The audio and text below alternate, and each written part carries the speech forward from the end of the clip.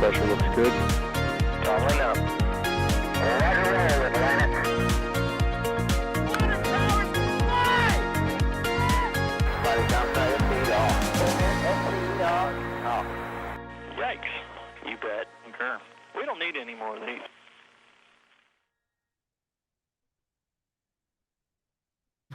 All right, folks, let me know if you can see and hear me. It's time for another NASA Space Flight Live. We'll get the correct title card up. Is this the correct title card?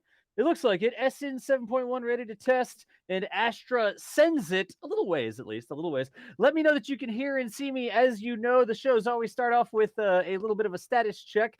Am I 5x5? Can you hear me? Can you see me just fine? We're going to be doing it live again today here with NASA Spaceflight, one of our sort of chat formats. We don't have a big script or anything like that. We've got what's been going on in the news this week. I've got some special guests / experts with me, and we are literally just going to run through it. So if you can hear and see me just fine, it looks like everything's going just fine. Super chats coming in and stuff like that already. Excellent. Let's go ahead and hop over to our other guests today. Make sure we can also hear and see them. Because like I said, you don't come to these shows to listen to me talk, right? So if we go this way, today with me, I should have two people. One person over on this side, Chris Gebhardt, Assistant Managing Editor for NASA Spaceflight. Chris, how's it going today?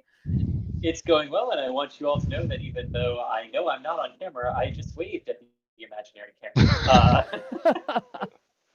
So nice. Doing good. So we were having some camera issues. Chris has a new computer over there, and we did not get his live feed today, so we are going with this fantastically shot where he is modeling a Delta IV medium in the background there. So Chris, thank you so much for joining us. You can find Chris over on Twitter at @ChrisG_NSF. You see it right under his name down there. We did that on purpose, right? It's like in the correct order. And then whatever. You'll know how it goes. On the other side here, we've got Thomas Burghardt. Thomas, how are you doing today? I'm doing good, guys. Thanks everyone for tuning in for another NSF Live episode. Alrighty. So chat, can you all hear Thomas okay? Can you hear Chris okay? Let us know. I'll be reading the chat in real time. And if you have any feedback. We're getting an echo from Chris, I think. Is that coming from Chris? Yeah. Chris, we were just getting our audio looped back through your headset. We may not be getting Chris's audio coming back through the headset. Well, I had to mute it to figure out what's going on because I didn't touch anything on my end. So hang on. Well, anyways, Chris, while you work on that, as we always do with NSF Live, folks, we do these shows live. So we are here to chat. We don't have a script, like I said, and we also want to answer some questions. If you have a question for us, tag us in chat at NASA Spaceflight. We do try to get to as many questions as we can, but because we're space nerds, we don't always make it. Your question will go into a queue as long as you start it with at NASA Spaceflight. We'll choose good questions. We'll choose questions that are relevant to the topic that we're discussing. At the end, if we have any time left over, we'll go through what we call max Q&A, where we just talk about random questions. But please start your chat with at NASA Spaceflight. That'll get it into our question queue programmed by Michael Baylor, who gives us this cool technology that helps us run the stream in the background, and we will try to get to your questions. Also, because we're live, we've got super chats and memberships and stuff like that coming through. If you do a super chat or you may do a membership, know that those also go into the queue, and we'll shout those out as we get the ability to. And last but not least, you should also see me over here. Banana, how are you doing over on the Twitch side? I am live over there as well. So Banana and everybody on Twitch, thank you all for joining me. I'm reading both chats, but if you're on YouTube, make sure you start it with NASA Spaceflight to get our attention. Chris, are you back with us? I am indeed. Hello. Okay, good. We hear you just fine now, and it seems like we're all good to go. So shall we just jump into it here? Yeah. Let's do it. I mean, again, do we want to jump in, or how do we do this? Do we ask questions? Do they ask us questions? I don't know. We just start. It's been so long. We just start making stuff up. We have a couple different topics. Like over on the primary screen. Look, over on the primary screen, we know that it was SN7.1 ready to test, and then Astra sends it. So let's start by talking about what was going on with Astra. Yesterday, an Astra launch, right? Kind of. Well, yeah, it definitely launched. Yeah. It launched, yeah. It counts. We'll just go back to this. We have Go- some photos and videos we can show, but yeah, Astra after months of delays. I mean, and and so many of which were like totally out of their control. They had a wayward boat at one point. There was some weather that wasn't cooperating. Even going into yesterday, it was like a 30% chance of acceptable weather. So I think a bunch of people were like me and went, well, they're going to scrub again today because the weather's not going to cooperate. But they actually did get the lift off finally for their first orbital attempt. But yeah, it looks like about 30 seconds into flight, they failed in some way. There was some sort of oscillation. They mentioned in a blog post early this morning. And because of that, the vehicle was starting to drift off course a bit. So they shut down the engines and allowed it to remain kind of in the protected launch corridor and allow it to fall back down to Earth. So they got farther than any of the previous rockets. They had two like suborbital test flights, but this was finally an orbital launch attempt. And even though it didn't meet stage separation or go beyond that, Yep. a big step forward for Astra, and hopefully their next attempt will come soon and be more successful. I think even Elon Musk commented on that launch, didn't he? Hmm. A couple, I think Peter Beck of Rocket Lab did too. A couple people offered their, support for, and I think, and I've seen that recently. Whenever, I mean, there's a bunch of new companies like trying to get to orbit for the first time. I think when Virgin Orbit made their first attempt, there were some similar messages like that. People like Elon and Peter Beck are all understand how hard it is to reach orbit, and so those people, when they see a new company trying to again they're all kind of working towards similar goals of trying to open access for space, things like that. They've actually usually been pretty supportive of, even though they're competitor companies and things like that. So that's cool to see. Yeah, gotcha. And I've got It go did ahead, Chris. also appear, though, for the failure and what we know, there is a video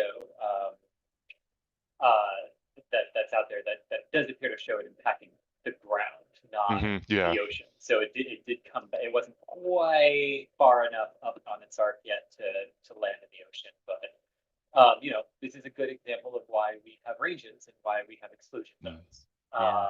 and why we evacuate certain areas of the downrange track of these vehicles. So I brought up the photo over here. This Yeah. photo is actually from our good friend John Kraus, who is all about the photos he takes along the way. I don't know, was this on a tweet or something? Where did we get this photo from? I want to make sure I that link up was, the tweet I think that was from Astra's blog post this morning, is where from that the blog particular photo post. was released. But yeah, this is clearly a remote camera photo that John got, and his photos from this launch have been incredible. Gotcha. I found, I think, a similar photo in a tweet here. So I'm going to link this up so that everybody can get over to John Kraus's photos. Of course, John is a very talented photographer, a friend of NASA Spaceflight here. And I will put this into chat. You can see the original over on his Twitter. If you like cool photos. John is in chat right now, by the way. He's in chat right what's now. up, John? There we go. Hey, John. Well, who let that happen? I didn't even know. Sorry, I didn't even know you were there, John. There is a link to the tweet right there. I just put it in under the NASA Spaceflight account. Make sure you go over there and you toss a follow to John Kraus. Again, John, you and me know about the whole making sure images are credited properly. And I clicked on this and it brought up the image and I'm like, whoa, hold up. So we got that solved with the quickness. But what else? There was a video, right? Are there any other cool photos to show? What else do we want to show? There were here? actually a couple videos that came out because there were some locals around Kodiak, Alaska that, and again, it's not, this launch range is one you don't hear of a whole lot because they don't launch particularly frequently, but there's been some like Minotaur rocket launches and things from there. So it's not unheard of. This is obviously the first Astra launch, but yeah, there were some locals that were there to see the launch attempt, and there was a couple like cell phone videos that came out of the launch, the shutdown, and subsequent landing and explosion when the rocket hit the ground. Yeah, and I think that came up on Facebook, didn't it? Let's see how this is the first time we've brought up something on Facebook on the NSF live stream. So let's see if it works. Yeah, they're probably going to see like pictures of me and not having any cats. No, I mean, it's just terribly vertically videoed off-centered, but we'll roll with it. It's fine. So you can see it like lifting off initially. They're pretty far away, but it also is like a smaller rocket. But you'll see the engines kind of shut off abruptly here in a second. Yeah, there it went. Oh, it Yeah, there tumbled it right goes. away. And then I mean, so, and I'm not sure. So the press release said like there were some oscillations in the control, like and I don't know how to describe it more precisely than that. Obviously, Sure. I don't know all the details, but so they shut down the engines. I'm not sure if that tumble had started before engine shutdown, and that's what they were talking about, Right. or once the engine shut down, it lost control and flipped and stuff. I can't tell which variation of that happened, but yeah, Gotcha. Oh, there, the camera operator looks like yeah, they and picked it up again. This camera operator, the cell phone holder here, um, picked it up again. It's going to hit the ground. yep. Mm-hmm. It will. Wow. Oh, wow. And So there's actually a like a secondary explosion too, because I think, and it's hard to see in any of the videos, but I've seen some comments saying that the fairing actually disconnected, like on the way down, like the drag like broke it apart a bit. So Yep. there's like a second impact somewhere that's a lot smaller. No kidding. That might have only been visible in like one of the other videos. I'm not sure, but I think at the beginning of this, when it first sort of started to tumble, there's something that comes off the top. Like you can see let's right see. around as soon as it starts that tumble. I'm pointing with the little mouse cursor right there. Oh Right yeah, there, maybe something something. definitely fell off, and you get multiple pieces of debris trailing there. I don't know if that's the Mhm. payload or the top of it or whatever, but It we- would make sense that it's the payload bearing because that's the part of the vehicle that's the weakest. 'Cause remember, yeah, that does Right, make yeah. sense. tanks are pressurized and designed to sort of, if it's not going fast enough, right? What we saw here today is what happens when you have a flight termination system that relies on terminating the thrust to the Yeah. rocket, not Gotcha. necessarily blowing it to pieces. I saw. Can we? But you see a lot of other rocket launches that are higher up and getting toward max Q that as soon as they start to pitch, the payload bearing just tears into thousands of pieces. Yeah. God. Can we play this video with audio, Das? Because the We're audio in this no, we're video not is set up. actually very I good. could try to Or- pipe it through, but we're not set up to do that. We usually don't. But let's see if it works. It may work, chat. I'm not sure if this is going to work or not.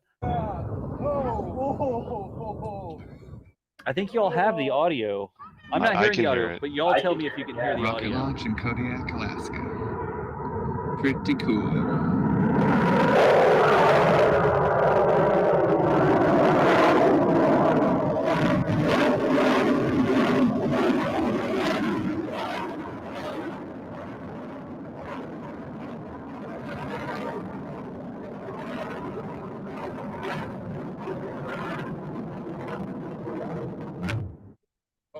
You just hear it be done all of a Yeah, sudden. you can hear it shut down pretty abruptly.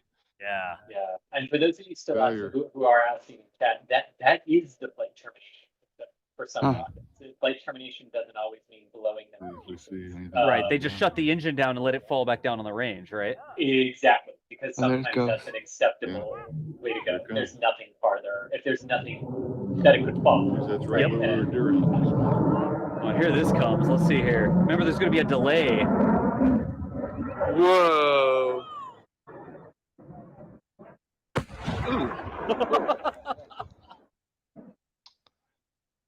Yeah. Wow. Well, as unfortunate That, as the I don't think failure was is, it good. sounded pretty cool. Yeah, it did sound pretty cool. I want to do this really quickly, y'all. I don't Whoa. know. We should be able to link this because this is just a public video that this person put on Yeah. Facebook. But I am going to link this up here. And that is a link to that source video. Again, go and check that out. If they took it, go and tell them thank you for getting out there and taking this sort of video. I didn't talk with them in advance, but let's make sure that that's Eric von Dongen, it says, is his name. And he said, we witnessed a failed rocket launch from the Pacific Spaceport Complex. So that is the video from Facebook over there. Make sure you I guess, say thank you to them or something like that as well. So what does this mean for Astra? I mean, they've been trying so hard to get launched. They haven't successfully got launched yet. Do they have another rocket ready? What's the status on this? So yeah, so their stated goal is to get to orbit within 3 orbital launch attempts. And I think that they're not really counting the one that had a failure on the pad a while ago, like a fire or something. I think 3 orbital liftoffs. They want to get to orbit by the 3rd one. This particular launch, they wanted to reach stage separation and complete a first stage flight. They did not. The first stage has to burn for longer than 30 seconds to get there. It's about 2 minutes, I think. So they didn't get quite as far as they wanted, but they got a good amount of nominal flight time, if you will. At least that's how they phrased it in their tweets and their blog post. So it sounds like they're optimistic that they got a lot of great data from this flight and that they'll be able to apply that for the next rocket. This particular rocket was named Rocket 3.1. The next one's Rocket 3.2. And the CEO on Twitter did say that Rocket 3.2 should be ready before too long. So it sounds like they're optimistic about getting another attempt soon and doing better next time. Gotcha. And I gotta oh, go ahead, sorry. Chris. There Yeah, are go a ahead. couple things worth noting here. Too, is that yes, it does appear that these people are very close to the rocket, maybe about a mile away. But remember, this is a very small rocket, so it has a Mhm. very small, what's known in the industry as blast danger area, which is basically the exclusion zone, right? As these things go up, they know how much potential and energy are in their tanks, so they know if they explode at various parts of altitude, how far to keep people away, and if it explodes on the ground, how far will that debris make it, and then you keep people outside of that, and that varies from rocket to rocket. So, a 3-mile exclusion zone for a huge, super heavy lift vehicle launching out of the Kennedy Space Center is not the same exclusion zone you're going to have for a small rocket like Rocket 3 that is designed to take small payloads into orbit. So, Yeah. yes, it looks like they're close, but they were safe. Also, there was no payload on this flight, so they didn't actually lose anything. Gotcha. So I brought up one more photo. I mean, I see people in chat saying, wow, what a photo on this. This, again, of course, from John Kraus out there in Alaska. John, if you're still in chat, I was trying to find the original source of this, but I don't have the original source. So if you have the source of the blog post or something like that, feel free to link it up. The only thing I could find was a tweet from space.com. So I don't know if that's the best thing you want me to link up, but if you're still here, John, link up whatever the original source for this is. I went to the blog. I think And I if don't you know go if to I just went to Astra's the wrong. Twitter account, you should see it. Yeah. I think it's Astra, yeah. I'm Yeah. trying to find it, and I just didn't Or maybe find even the right John's. link. There it is. Great shot of Rocket 3.1 leaving the pad. So that was on the Astra Indeed Twitter it account. is. All right. So we'll link up that. Yeah, there's the tweet right there.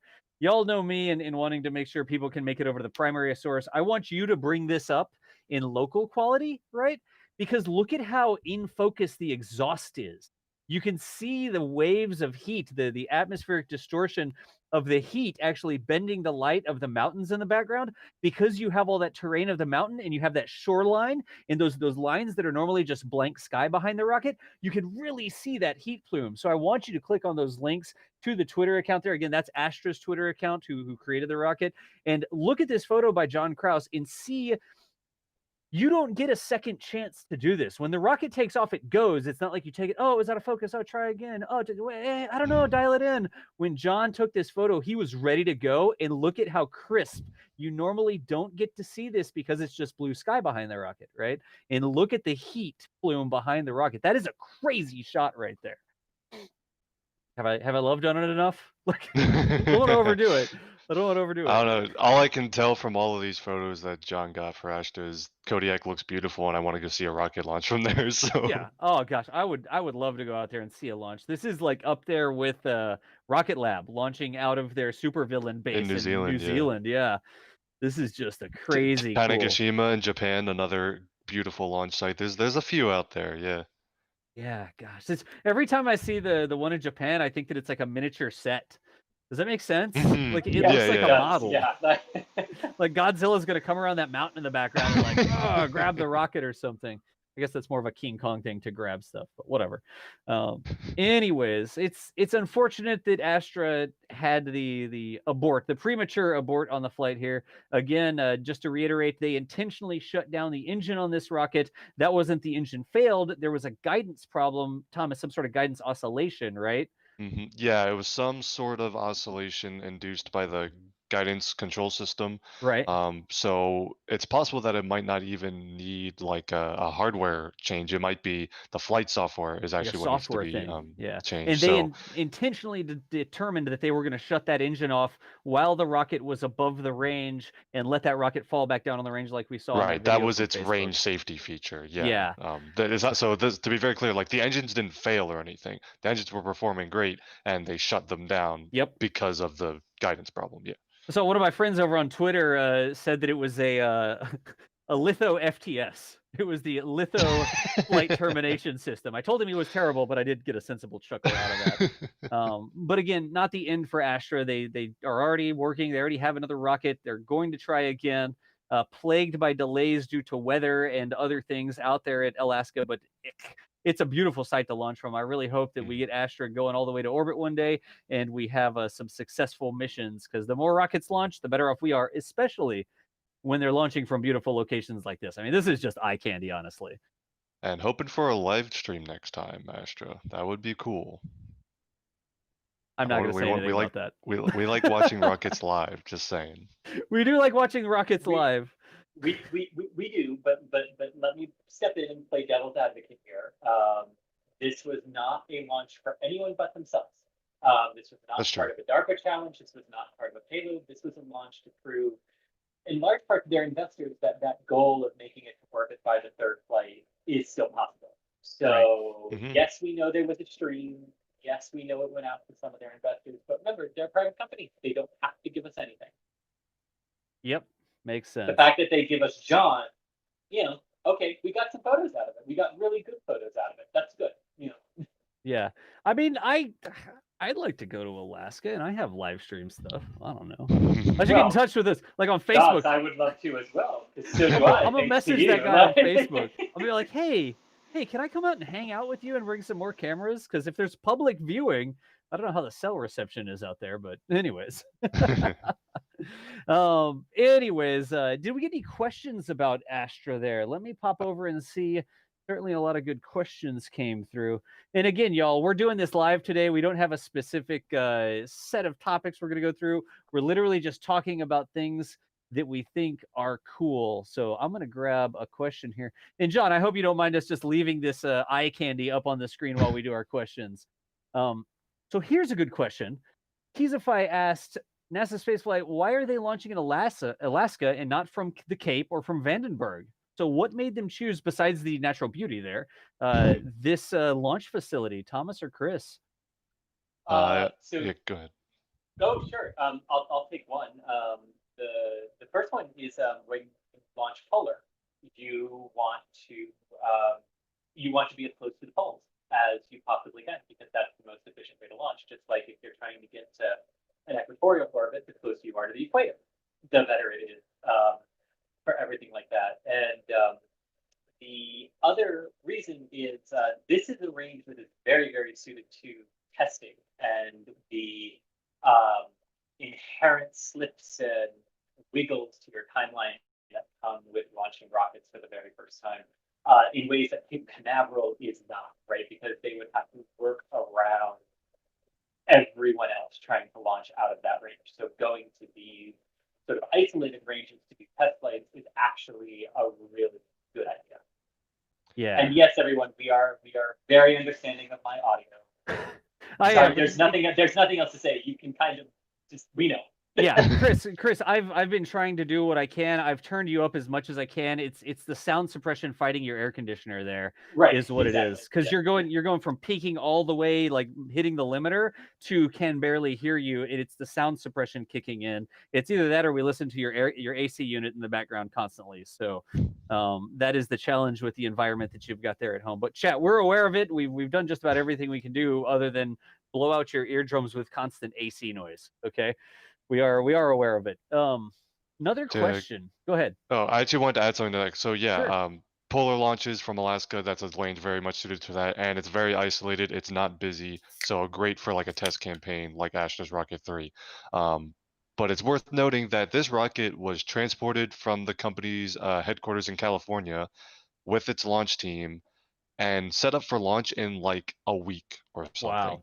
They ship them in shipping containers, right? Yeah, and they bring all of their launch infrastructure with them. They don't use the infrastructure at Kodiak. They bring everything they need to. They basically launch from these like clean pads that are almost just slates of concrete. Nice. So basically anywhere that has basic range assets, you can launch this rocket from, as long as you can, close off the airspace closures and waterway closures, everything you got to do that way. This rocket can really launch from anywhere. So once it's moving into more like operational missions, I could totally see Astra coming down to Cape Canaveral, where there are, I think, actually a couple clean pads where they can set up their infrastructure just like they do in Alaska, and they can launch to a more equatorial orbit or things like that, should that be necessary. So this rocket can launch from a lot of different places. They're not building launch pads to support their system. They build their transporter and their rocket, and they ship it wherever they want to lift off from. So you'll probably see this rocket launching from several different places. It's the initial test campaign that's going to be happening in Alaska due to the isolation that's up there. Gotcha. And I got to ask really quickly. I mean, they put it in a shipping container. Do we know? Do they do like true intermodal? Like it goes on a ship, and then it goes on a truck, and then it goes on a like how do they transport it there? I think we saw some pictures from when they're doing the DARPA challenge that they transport it via plane. Via plane. Yeah, okay, because again, this rocket's very small. It literally fits in a single shipping container. So like No a cargo kidding. aircraft, I think. I don't know if that's always the case. I would imagine there's a truck in there somewhere also. And it might depend on where they're shipping it to. But I remember seeing DARPA post photos of them like offloading it and stuff. So Yeah. yeah. Very cool. Let me see any other questions. Oh, here you go. This is a good one as well. What will Astra be capable of that other rockets are not capable of? Like, why do we need Why do we need another launch company launching stuff? Jeez. Well, that's always a good question, and it's a valid point when you see. I mean, think of all the small sat launchers that have started. You got Rocket Lab that kind of was first to the market, but you've got Astra, Virgin Orbit, you've got Firefly coming. You had Vector before they went bankrupt. I'm trying to think. There's probably others still that I'm forgetting. But all of these companies are kind of going for that. Yeah, we want to develop a small, really low cost rocket that can launch dedicated missions for small satellites, so they don't have to do rideshare missions and everything that goes with that. They're all kind of at that's very similar market. Um, so there's not a huge distinction. Obviously, Astra wants to do it cheaper and more reliable and more, dedicated for small sats than some of the other small sat launch companies. They want to offer their own strategy for tackling that problem, and maybe it'll work better or worse than some of their competitors. But I also think that there are so many small sats that want to get launched. I'm a member of a program at my university where we're working on a small satellite, and so I know firsthand there are lots of small satellites that will never get launched simply Right. because launch opportunities are far and in between and expensive. So if you're thinking, oh, this is just another company trying to do what Rocket Lab's doing, that's okay. Multiple providers offering their own infrastructure and teams to launch even more of these missions is a good thing. There are lots of great ideas that want to get to orbit, and they need these small sat launch vehicles to get them there. So honestly, even if the overall capabilities between payload capacity and cost come out to their similar to their competitors, and there's not huge differences, even though there might be. We'll have to wait and see. Um, just having multiple vehicles and multiple ways to get to space is a great thing. So I think that's why we're kind of all rooting for all these small sat companies to get their vehicles up and running. Yeah. I always say I like watching rockets launch, right? And the more companies Yeah. there are out there, I'm gonna say Also that. sustainably launching rockets. Like from a business perspective, they can actually continue to operate. There's some Hmm. market for them to fulfill, right? The more companies we have launching rockets, the better.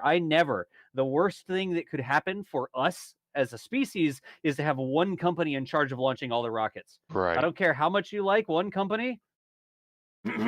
That would be a terrible thing for us. It would be an absolutely terrible thing for one company to be in charge of all of our launches. Yep. I want lots of companies launching stuff. You can like your companies, okay? Um, do we know what the altitude that this launch reached? Astra hasn't released any information like that, right? No, there's no official word on the exact parameters. The only number we got was from one of their investors, who was also a very early guy in SpaceX, Steve. His last name starts with J. I Right? forgot. Yeah, people probably know who I'm talking about. Who Jorgensen is or something like that. I yes, swore I saw that. and he was involved with Astra. I don't know if he was an investor or just a friend or something. But he came out and said that the shutdown was about 30 seconds into flight. So that's what we have. We don't have a max altitude or anything like that though. Gotcha.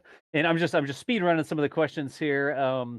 Do we have any details on the engines on this rocket? It's something about them being 3D printed. I know that the Rocket Lab engines are those electric pump fed with a lot of 3D printed Yeah. parts. What do we know about Astra here? I'm not sure how much detail we have. I'll admit, Chris, do you know anything about the details of their engines? Just the name, They are and electric. that there They're are electric 5 of turbo them. pump. I mean, yeah, that's literally all we know. They From My what are I electric turbo pump. understand. Yeah, Michael said they are electric turbo pump there. So So that's similar to Rocket Lab then. You're familiar. Yeah, gotcha. Let me see here. Then other people, yeah, there's another question about what are the specs on this rocket? What's the size and payload capacity? It's a small rocket. This is a small sat Hmm. launcher. Payload to orbit off the top of our head, 100-ish kilograms. What's it doing once it gets to Probably orbit? that's probably the right ballpark, maybe slightly more, like a couple hundred. But Right. I don't know the official number off the top of my head. Gotcha. Chris, any idea? That sounds about right. I don't believe they. It can take between 25 and 150 kilograms, which is the first version of Rocket 3 to a Okay. 500-kilometer orbit. Gotcha. So yeah, 25 to 150 kilograms. 25 to a buck Yeah. 50. Nice. All right. Well, that gets us through all the questions. Again, y'all, we're just doing this live. We're talking about different space topics that happened this week. This is NASA's Spaceflight Live. We just spent 30 minutes plus on Rocket Lab or on Rocket Lab. Gosh, no, I said Rocket Lab too many times. Oh On no. Astra's launch attempt after a lot of scrubs due to weather, due to a couple technical difficulties at a very challenging location. I'm going to say to document because they're launching out of Alaska. Tough to just live in Alaska when the launch gets scrubbed for a month. Like, what are you going to do, right? That's a long Mhm. flight. So some fantastic photos from our buddy John Kraus here. John Kraus did correct me a little bit and say that he was working for Astra. Like Astra actually engaged him professionally. So these are Astra's photos. But John, I mean, you took the camera, you took the picture still. So these are very nice official photos you took in a professional capacity for Astra. Keep up the good work. Let's put it that way. Let me grab some super chats here as well while we're going. Again, we're able to do these shows because y'all keep showing up. Something like 2,000 people or something watching right now. So we appreciate y'all stopping in. Ference said, let's go at the beginning of the screen. Thank you very much, Ference, for the super chat. Moldy Space Industry says, hi, everyone who isn't Thomas. And a special hello to Thomas. I don't Oh. know what's going on there, Thomas, but you got a very special hello. Sub Jarek, MSI. yeah. Jarek Bonenzek, new membership there. Welcome to the team, Jarek. Thank you for the support. Jala J showing up. Always good to see your bright and shining face in chat there, Jala J. Thank you so much for the $10. Nate Trop with a new membership. Welcome to the club. Dougal tossing in Canadian, $3.99 Canadian. Enjoy the NSF live stream. Thanks, y'all. It's working. Hashtag influencing. More people saying y'all. I like it. Maro Murrah is a new membership as well. Thank you for joining the NASA spaceflight team. Ron Gum says, thank you for your work. If it pops, it don't hop. I think we're maybe talking about Starship. Yeah, I think with that that's one. hinting at a future topic. Hold on. Yeah.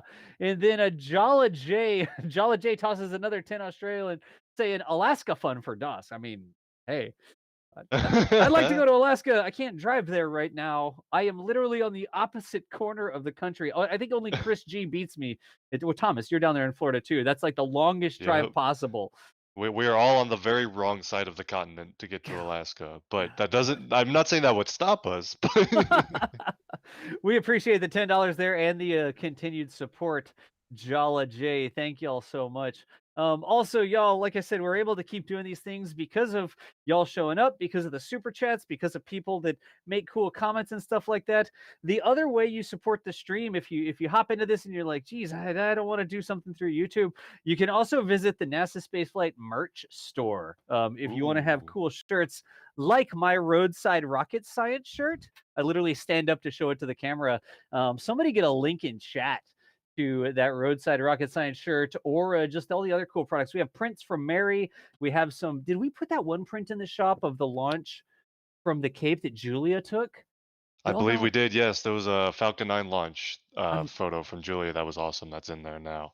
literally going to go to We're- NASASpaceflight.com. there you go. Yeah, the Starlink launch poster. So this is a new thing that we just put in the shop from Julia Bergeron down at the Cape. She got this fantastic, I think, bigger picture. There it is. Maybe the X. Yeah, that works. So she got this fantastic reflective shot of the last Starlink launch that Chris G was actually down at. And Chris, there was so little wind that day. Julia got, I guess this is the bay, just almost clear as glass, didn't she? Yeah, 100%. Yeah, this is a photo from Playland Beach and one of the little pull-off areas in there that she was able to get into before they reached capacity and closed before liftoff. And yeah, just absolutely gorgeous. One of those little coves that's just tucked away in there in the Merritt Island Wildlife Refuge. No kidding. And it's You can it's actually not. see you can see the one of the 39B lightning towers because the 39B is actually between Julia and 39A where the rocket lifted off. So that one random lightning tower that's sticking out, that's actually 39B. Yeah. God, it's such a rare sight down there to have no wind because usually the wind is Hmm. blowing like crazy and there's ripples on the water. So to be able to snag a reflection shot like this is a really cool catch. We did listen to some of y'all's feedback. We actually know that we originally had. Let me see if I can find it. These nice prints, or not even prints, these nice framed versions with a wood frame and stuff of the sunrise. But at $130, that was really expensive. So we're releasing some more of these things in the shop as posters. They actually roll up, they ship out. You can frame them yourself or whatever. But that is the Starlink launch poster right along that Mary Boca Chica Gal's Boca Chica sunrise poster in the NASA spaceflight shop. But yeah, hats, hoodies, that sort of stuff. Let's go ahead and hop on to the next topic, which is what? What are we talking about next here? Well, so someone did hint at some pops and some hops, I guess. Some pops and some hops. There's some Starship stuff going on in Boca Chica. I don't know if anyone's interested in that. I think Boca Chica's boring, right, guys? Who pays attention to Boca Chica anyways? Jeez. So I'll just roll the video here, and Yeah, Chris or Thomas, who wants to give us an update on what we're expecting out of Boca Chica this week? sure. So what you're looking at right now is the most recent video from, of course, Mary Boca Chica gal down in Texas, and that is the SN7.1 test tank. Bit of the weird naming scheme going on there. Yes, there was an SN7 test tank a while ago. This is now SN7.1. They're testing that new stainless steel alloy, the 304L stainless steel alloy, and we believe they have already completed a cryoproof test with this tank, and that was completed successfully. So now there's going to be a whole week of testing coming up this week. We think that it will probably end in a test to failure where they just keep upping and upping the pressure well beyond the pressure it even needs to reach, just to see how far they can get it before it eventually fails spectacularly, maybe. So that might be fun to see. So that's like kind of what we're expecting up of this next week. And then we're going to go back to some flight testing with some new Starship vehicles. Yeah. So I'm just rolling the video in the background here with all the time lapses and preparations. What this test stand, it looks like it's a lot less involved than the one we normally see, right? It does look like that, and it looks like there's actually like two testing pads or stands that they're kind of working on. Um, this one, obviously, there's not going to be an engine on board. They're not. I'm not even sure they fuel it. I think they just fill it with cryogenic propellant and to keep upping the pressure. So there's less ground infrastructure needed when it's just a test tank like this versus a vehicle that's going to do like a hop test or something. Gotcha. And this is again, they're running more than one pad out there, so that they're planning on intentionally popping this thing. Whether Mhm. that's one little leak, like a seam burst, and it just has a pressure leak, or whether the entire thing crumples or falls over or sinks into the swamp, whatever it is, they are intentionally going to test this thing until it fails. And they're not using their launch pad for this. They're using a separate pad off to the side, so The that one that's on your screen right now. yep, there you go. So again, SpaceX continuing to make some progress down there. I'm just going to keep on rolling this video. There's actually a lot of cool videos that are coming up here. I'll try to bring them up as they're relevant. But should we just do some Q&A? Because I think Q&A on what's Yeah, happening with we've got a Starship. whole queue of questions, I'm sure, about Starship testing. So let's just see what people want to know. Yeah, so let's hop in with this one out of the gate. Nathan Gladden says, what do you think is the planned order from future hops for SpaceX? So Elon Yep, tweeted about that, didn't he? he did. So we can actually give you a very definitive answer on this. So following this week of SN 7.1 test tank testing, there's actually going to be flight testing, and it's not going to be with any vehicle that's flown before. It is a brand new vehicle. SN8 is actually the next vehicle that's going to fly. SN8 is notable because it's going to be the first one to have all of its aero services. It'll have a nose cone and flaps to control itself on the way up and on the way back down. And it will also have three Raptor engines, not just one. So the first flight of a vehicle with multiple Raptor engines on board, and first simultaneous burn of multiple Raptor engines kind of in a cluster. And that also means that the thrust won't be off center anymore. It'll be a central cluster all around the center of mass. So no weird kind of No power weird. slide off the pad or anything. Yeah. Um, So yeah, first flight off with all that. Looks like they're going to do 2 static fires via the tweet that we're looking at, Mm-hmm. and then a flight to 60,000 feet, which is just over 18 kilometers altitude. God. So that is much higher than anything else they've done. They've only gone up to 150 meters in the past on any of the previous Starship vehicles. So a much higher altitude test. That means they're actually going to fire the 3 Raptor engines, gain the vertical velocity needed to reach that altitude, and then shut them down, Yep. kind of coast to apogee, and then on the way back down, they will restart the Raptor engines in flight. So that's going to be the first time they do an in-air start of a Raptor engine, which has the potential to be spectacular one way or another. That'll be exciting to look forward to. What I'm not 100% certain on is whether they will do the belly flop landing. And if you don't know what I mean by that, basically, when you're coming in from orbital velocity, you want to use atmospheric drag to slow you down as much as you can, so you don't have to Right. waste fuel to slow down lose all that energy. So you slow down with drag as much as possible, and then the last second use the engines for the final descent. And the way Starship will do that is actually come down kind of horizontally, so they have the most drag on the way down. And the question is, for an 18-kilometer flight, is that high enough where they can go to apogee, kind of flip the vehicle sideways and come down sideways to do the flip maneuver and burn at the end? I think it's high enough to do that. Of course, that doesn't mean that they will. Even if it's high enough, they might say we don't want to test that yet, and they'll kind of come down more like a Falcon 9, where it's just kind of straight down vertically. We're gonna have to wait and see exactly what the landing profile look like, but should be interesting either way. Yeah. So Thomas, let me sort of repeat what you just said in my own words to see if I understood you. When Starship comes back down from orbit, you have sort of 2 different ways that it can use atmospheric drag to slow down, right? Hmm. If you have, say, a Starship, right? Here's a Starship, and it's falling like this. Oh, that's the end of the video. Great. I'm drawing here. Jeez. Um, get with a program video. If it's falling straight down like that and you have the atmosphere sort of hitting it this way, the cross section is kind of small. It's Hmm. just sort of hitting the bottom. Also, that cross section on the bottom of Starship is literally a cup. Remember, that's that skirt on the bottom, and it's almost like you'd be having the skirt be going into the airflow. That doesn't seem like the greatest idea.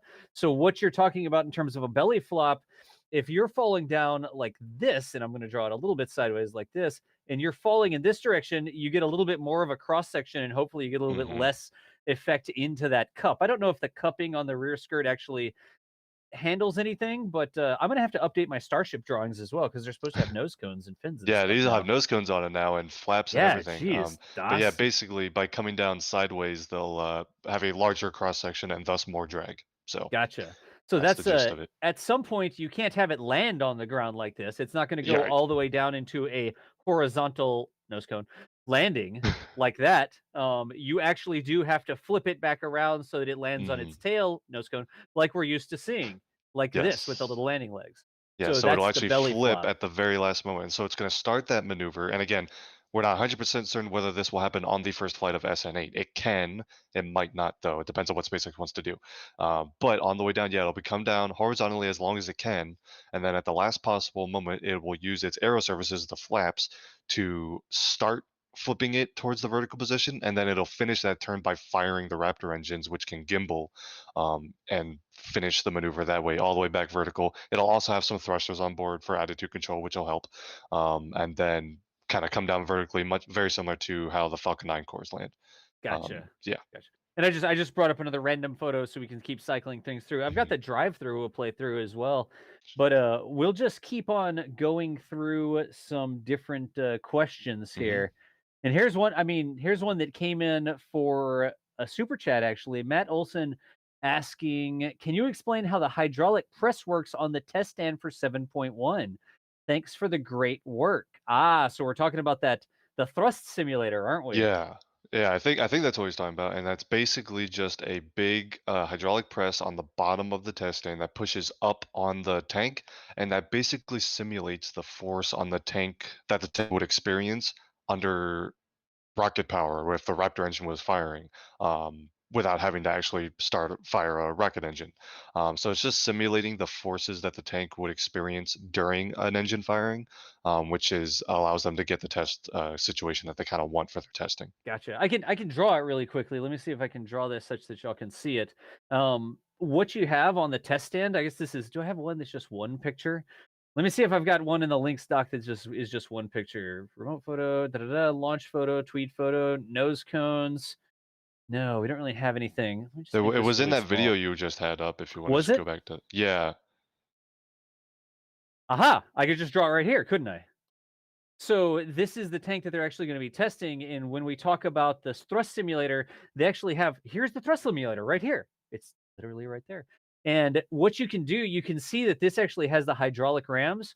Can we see that on the stream? Yeah, that's visible on the stream. You have the tank that's up on top of it like this. You have the, let's get rid of the, that like that. And you have actually the aft dome section, the thrust dome like this. And then normally you'd have a Raptor engine underneath here, right? Well, the Raptor engine, because Newton throws exhaust out the back really hard and it pushes up on the dome, and that it sort of pushes the forces through the rest of the rocket. That thrust dome, let's say it's the thrust puck is the right term for it, right? yeah, I think so. Yep. Yeah, the thrust puck actually has to translate the forces off of that Raptor into the rest of the rocket. And so if you don't have a Raptor that's actually Newton throwing stuff out the back really quickly, you need some way to simulate that force to make sure that that dome's not going to collapse or fail whenever the vehicle's actually flying. So what they do, instead of lighting a Raptor, they actually put this big hydraulic structure right here. And you can see these are just hydraulic rams right like that they'll fire up and it'll push on the bottom of that. So when we see the test on 7.1 over here, we would expect the hydraulic ram to be underneath it, and we would expect the hydraulic ram to be pushing up on the bottom of that dome, simulating the forces that the Raptor engine would normally be putting on the dome, to make sure that they're not going to get some sort of stress failure. The metal gets cold, and then it has something that's different than when it's at ambient temperature, so it's weaker in some spot. They just use that hydraulic ram so they don't have to have a lit engine. Of course, the hydraulic ram is a lot safer than testing it just, well, why not just put a Raptor in there and strap it to the pad and light the Raptor? This is a safer, less flame-intensive way of testing the force, right? It is, and also it's worth noting that so that thrust simulator can simulate more than one Raptor. So if they need to simulate the force of 3 Raptor engines, they just apply 3 times as much force. And again, I guess I don't know the specs of the thrust simulator. I'm Yep. going to speculate that they have built one that can simulate the force of more than one Raptor, just because I figured that would be useful. Yeah. Yeah. And even there, you'd have to bolt the tank down to the launch clamp, because if Yeah. you're simulating the force of more than one Raptor, theoretically, from a thrust to weight perspective, it would lift the tank up.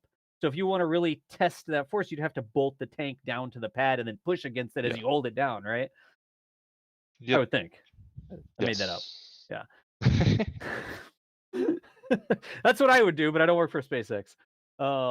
So anyways, that's a great question, and it gave me a chance to draw some stuff, and it gave us a chance to learn a little bit more about how that thrust simulator is going to be working this week, the hydraulic presses. Let's see if we can grab some more chats here. RDH, I'll toss this one out for both of y'all, Chris and Thomas. Do you think SN8 will really be finished by the end of the coming week? Chris, I'm what do gonna you let think? Chris take this one first. Yeah, Chris. What do we mean by completed? Valid counter question. Very What good Elon point. said, should be done. His word was done. With flaps and nose cone. So With flaps and nose cone. So I think that means okay, complete stack, nose cone, aero surfaces, the whole tank section, not necessarily with Raptors installed, is what I'm gonna define that as. I've got a render from Neopork here. I'm gonna see if I can bring up the render from Neopork really quickly. Okay. And we Yeah, can use this like- to define. Yeah, I mean, the tricky part here is, and I mean, yeah, my question's funny, but it's actually the question. Yeah. Right, yeah. Oh, I agree. Yeah, because like stacked together, sure, I could potentially see that by the give them what 7 days. Yeah, I may. Because I think be able- all the pieces are there, right? Right, but like completed as in ready to mount to a launch stand and light the engines and go? No, we're not gonna be done by then. Yeah, no, but stacked? Yeah, I could see stacked by the end. Yeah. Of the All right. What do you think, Thomas? Yeah, I think a week to get the stack completed and the surfaces installed. And again, I'm mostly confident in that just because all the pieces are just sitting there, so all that's left is to do the stacking. I think give it another week after that to get transported to the launch pad. Maybe another week for engine install and any final checkouts before the first static fire. So like within a month, first static fire occurs. Is my possibly conservative timeline for SN8, and that is pure speculation. But So middle of there you go. October, maybe before Halloween, probably. Sure. Sure. Just it's like 6 weeks, I think, until Halloween. Folks, on the screen, so that we could illustrate what we're talking about here with SN8. This is actually one of the fantastic renders. It's a cutaway view from Neopork, and I am going to link this up in chat. That is actually Neopork's Twitter account. Make sure you follow Neopork over on Twitter so you can get these things as soon as they come up. You don't have to wait for the NASA spaceflight show to show them on the screen. You can get them straight from the trough, I guess, the fire hose, whichever one it is. But all we've seen so far out on the stand is this. We've seen all of the SNs have this right here. That's the tank. You can see this is the skirt down here. We've seen up to a single Raptor engine. We know that there's the 2 tanks inside. Up on the top, this is your methane engine or your methane tank. Down on the bottom is your LOX tank. Well, that's the downcomer and stuff in the middle. But anything that I haven't highlighted on the screen, oh, I guess we should draw the landing legs too. So we've seen the landing legs in operation too. But these aft fins, we haven't seen. The aero surfaces that blend them into the body, we haven't seen. We've seen nose cones, but we haven't seen a nose cone actually stacked onto the vehicle, unless you count that original presentation that he did a year ago, where that was sort of, I say that was like a facade at an Old West town. It wasn't a real rocket in any way, any sense of the firm. It was just they stacked it together for a photo op, right?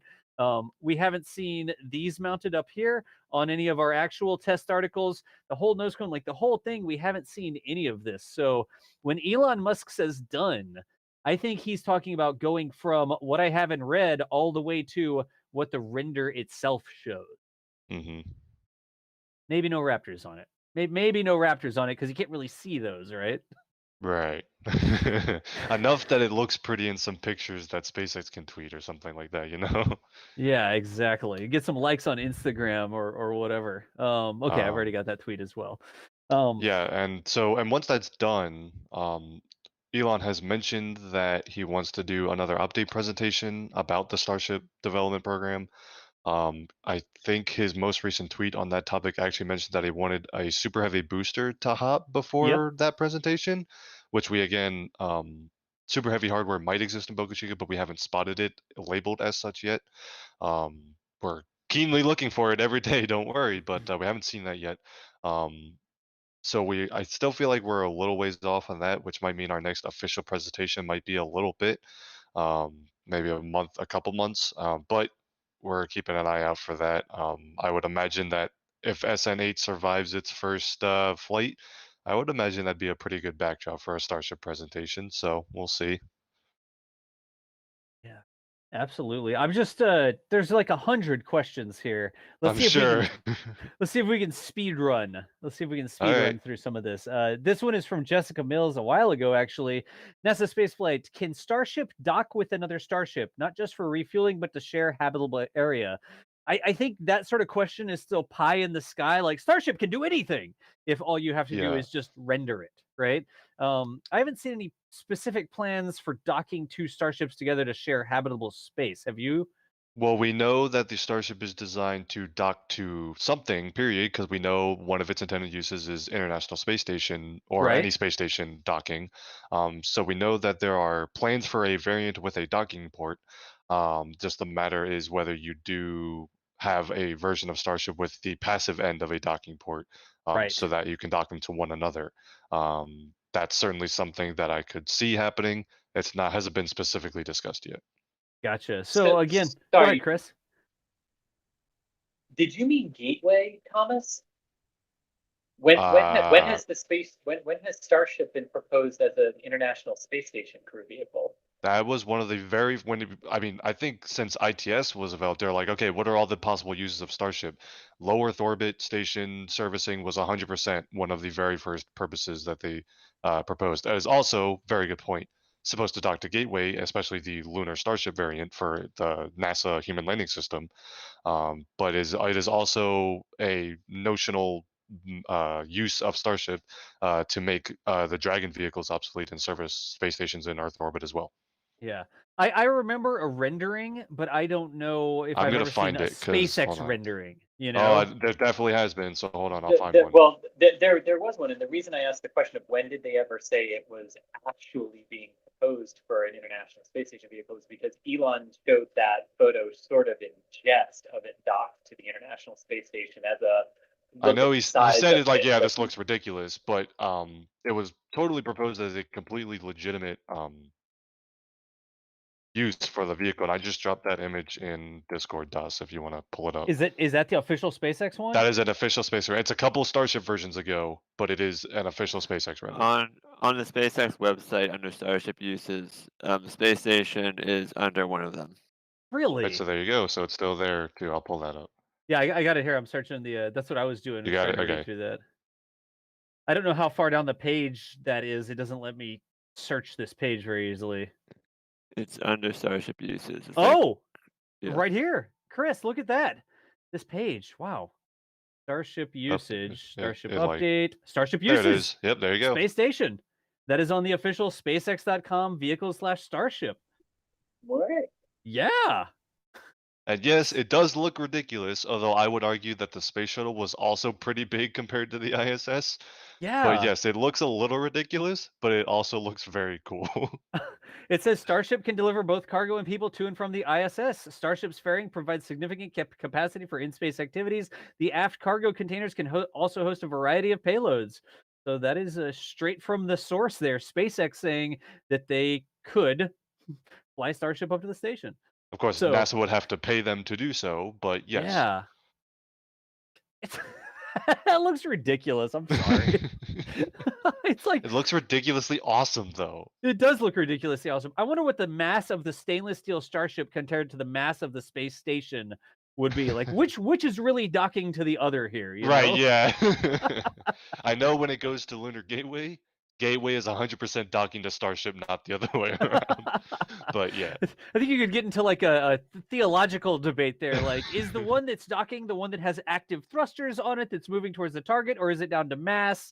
That's like ships can carry boats, but boats can't carry ships, or whatever, something like that. I don't know. Anyways, that's a fantastic question. We speed ran it in under 5 minutes, so we're doing good. Chris, you good on that one? Yeah. Okay. There you go. All right. Here is another question. Is SpaceX going to be restricted to testing from Monday through Thursday nights going forward? Why no test for SN7 scheduled over the weekend? So that probably goes to that Cameron County, Texas information that they were going to be opening the beach, if I'm not mistaken, right? And SpaceX moving to more nighttime testing. I believe that's tied to they want to open the beach, and so they're limiting testing windows to nighttime. I'm not sure if that also ties to the Monday through Thursday thing. I think that's just when the current closures are scheduled. I Gotcha. don't think that's indicative of they can't test on the weekend or anything like that. So that might just be a coincidence of when they have Yeah. published these most recent things. But we do know that the night tests is definitely a thing.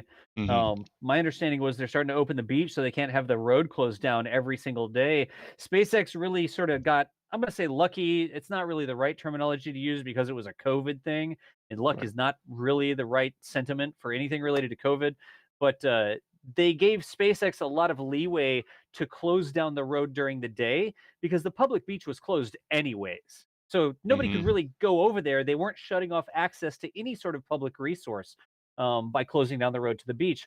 Once Cameron County actually reopened the beach, then if SpaceX has that road closed down during the day, they're blocking the only public access road to the beach, which becomes a bit of a deal with blocking residents' access to the beach, right?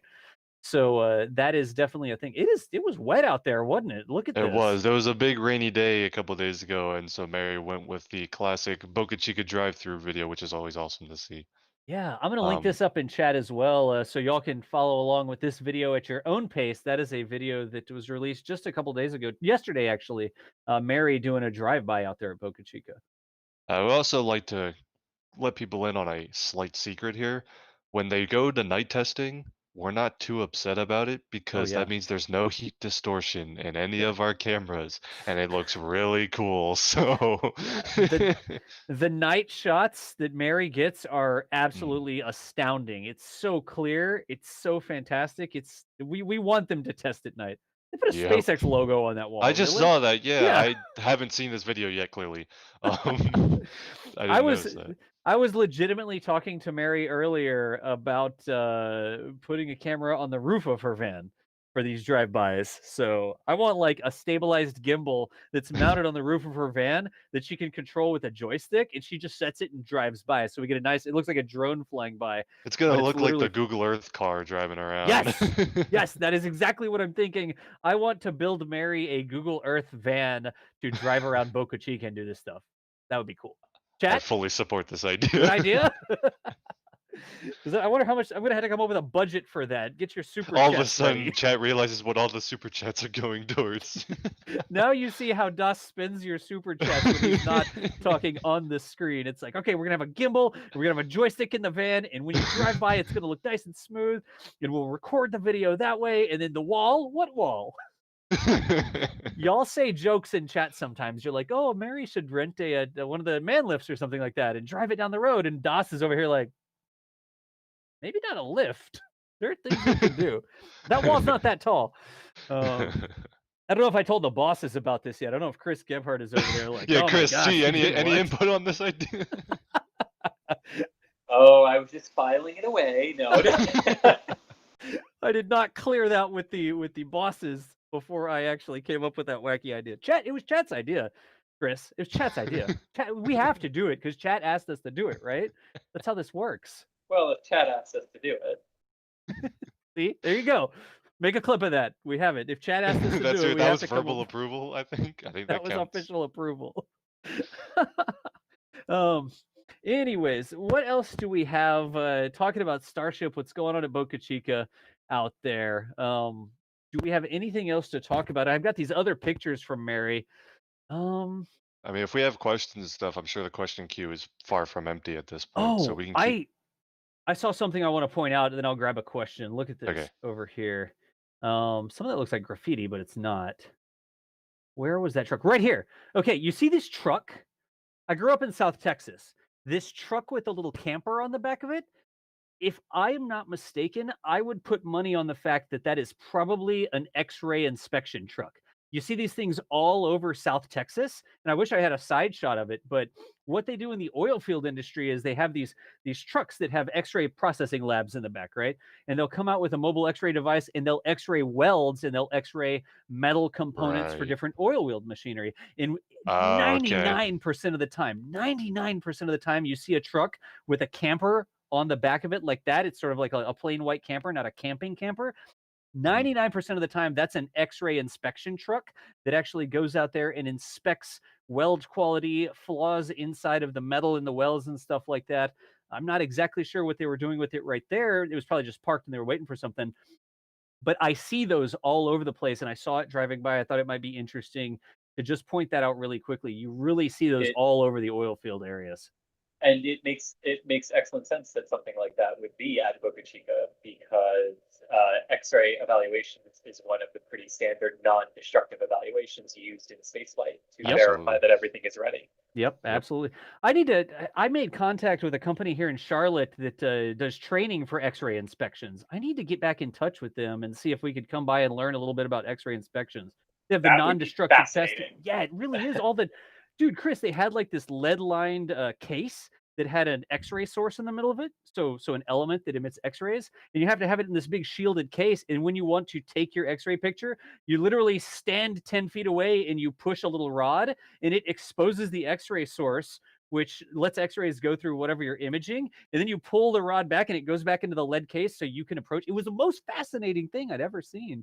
I mean, it was really fascinating. I've seen a lot of stuff mold, but I've got that guy's business card on my desk. That'd be an interesting stream to just go and learn about non-destructive testing for literally for welds and stuff. They do it for aerospace, like aircraft here in Charlotte. So that would really be fascinating.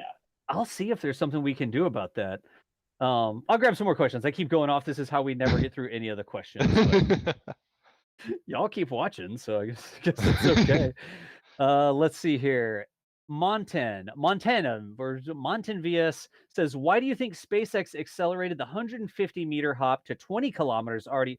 What happened that made Elon think he was going to 1-2 skip a few there? What do we think, Thomas?" Well, okay, so they did complete two 150-meter hops with the Starship tank section prototypes, SN5 and SN6. So I there was some ideas at one point that they would do more of those, and he had mentioned that they wanted to do multiple to kind of smooth out the launch flow and kind of get used to how all the GSE works and things like that, which is why they did. We think they did too, even though there were two separate vehicles, they were pretty much identical. So they did do that. We weren't sure exactly how many they were going to do.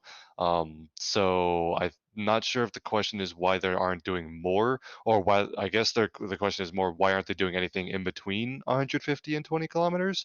Right. And first of all, the number at least that Elon tweeted was actually more like 18 kilometers, but I get your question.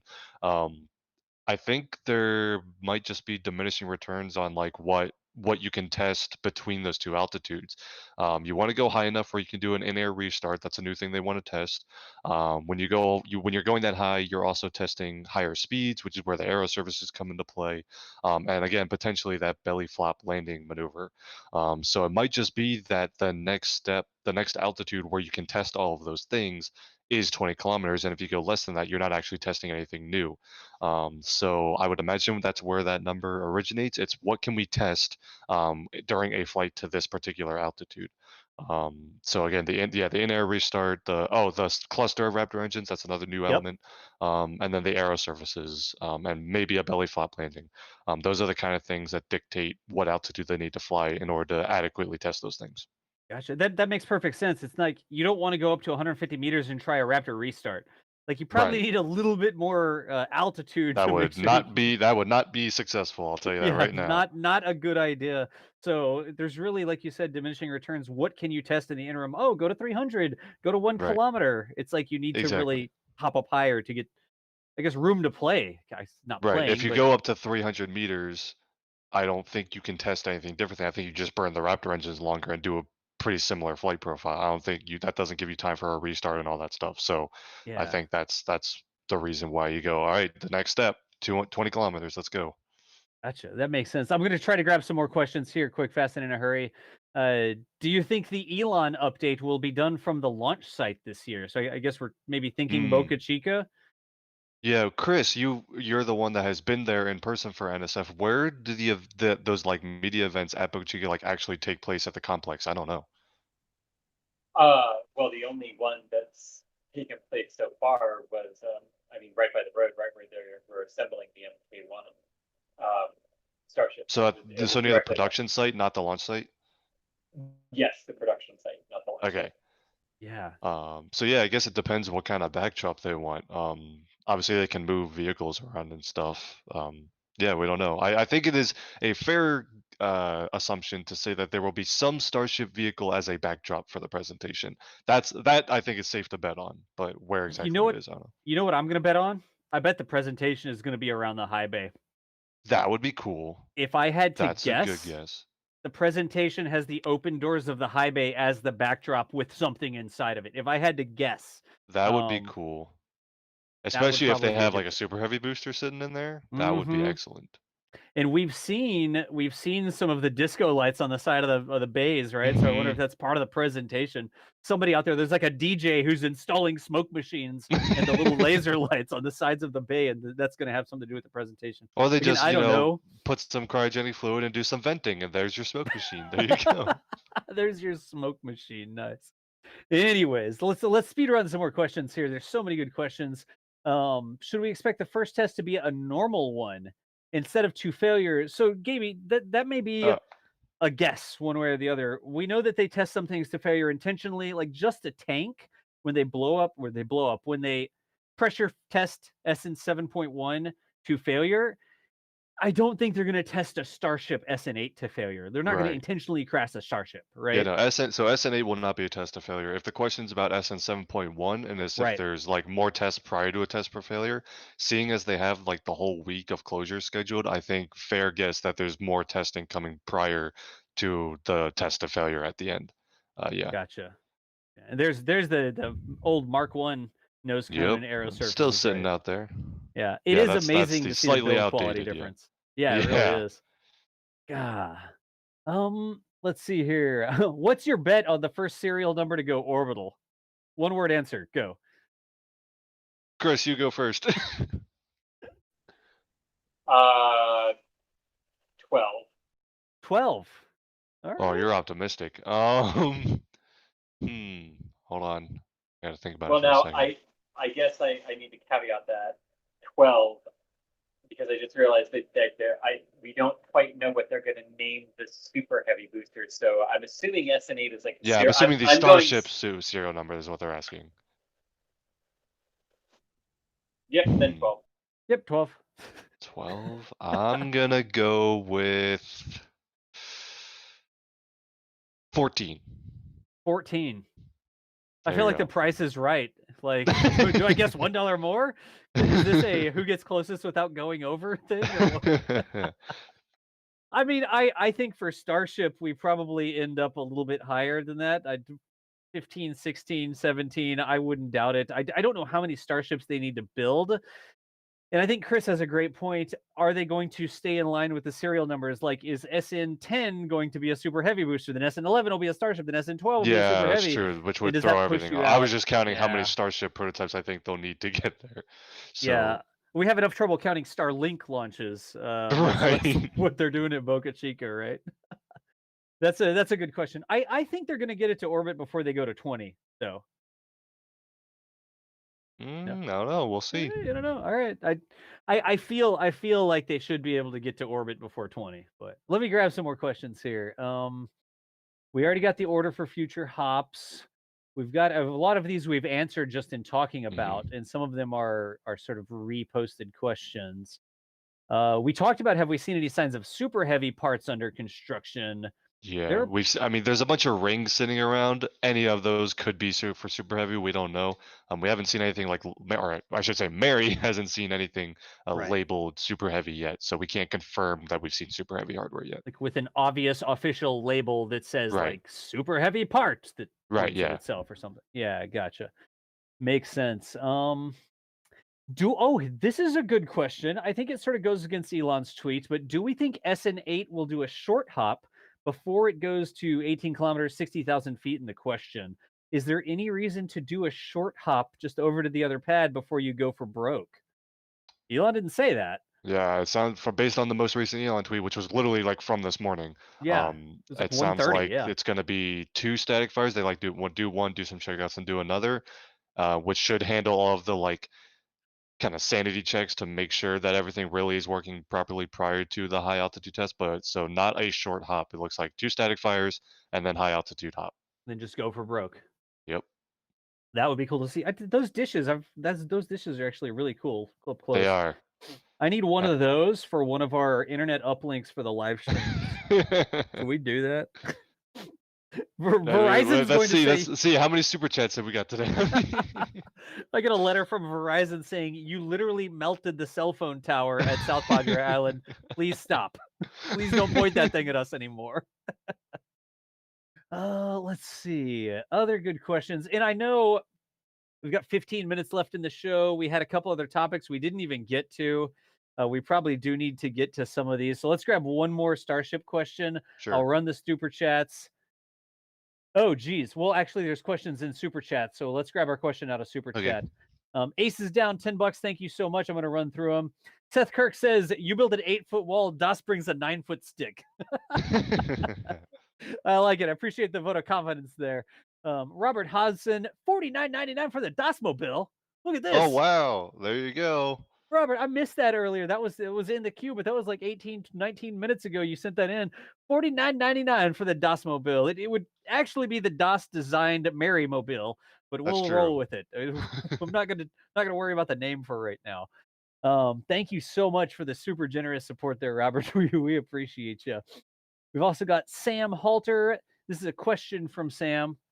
To what altitude is Super Heavy going to deliver the Starship before returning to land? That's a great question. Do we have any clue? Excellent question. I have a guess Super Heavy should cross the Kármán line, and I'm basing that mostly on if you look at Falcon 9 launch profiles and Falcon Heavy launch profiles, the first stages get to space. They don't reach orbital velocity, Yep. but they totally get to space. And most orbital class boosters at least get that high. So decent guess that the Super Heavy booster will reach space and then come back down. Gotcha. And is that the Imperial Kármán line or the metric Kármán line? I was going with the. I know Falcon 9s get above 100 kilometers, which is the 100 kilometers. international real Kármán line. The real Kármán line. Well, I see. All right. This is such a Bingo, tangent. Kármán line. real Kármán The, line. the, Kármán the line. Kármán line is 100 kilometers, and that's the international line. The American line is 80 kilometers. The 80-kilometer line actually makes more sense. I'm not going to go into it, but it's going to get above 100 kilometers is my guess. So there you go. Let's move along from that question. Sam Halter, thank you so much. And then here's another one. This is Future Martian saying, don't know if this was mentioned, but there was a truck with an aft fin that went to the launch site and came back a few minutes later. It looked like it had a hinge on it. So was it a truck, like a delivery truck that just got lost and didn't pull into the right delivery zone, maybe? I don't know. But Future Martian, thank you for the $20 there. Yep. Oh, look, it's plugging the merch store, Soros. How about them apples? And then lastly, Rocket Man, $10. This says, question for you, NSF. Do you think a name such as SLP-1 or SLP-2 Starship suborbital launch pad pronounced Slip-1, Slip-2 would work? So Slick-1, Slick-2. That's, I guess, okay. Rocket Man's ideas on how we can refer to these launch pads. I think that's a good idea, but I think I'm always going to yield to however SpaceX decides to name their launch pads. I'm not going to try and name them for them. So maybe SpaceX will take up the idea. Not sure, but SpaceX right now they're just called like Starship Launchpad or whatever, right? SpaceX will probably have to repeat whatever Elon tweets. So yes, the order is Elon tweets something, SpaceX has to officially call it that, and then that's what we'll go with. Yep. Anyways, we appreciate the $10 there. That clears out our super chat queue. So moratorium on super chats. Y'all hold on those for now. Let's talk about some of the other topics that we haven't hit yet, shall we? Sure.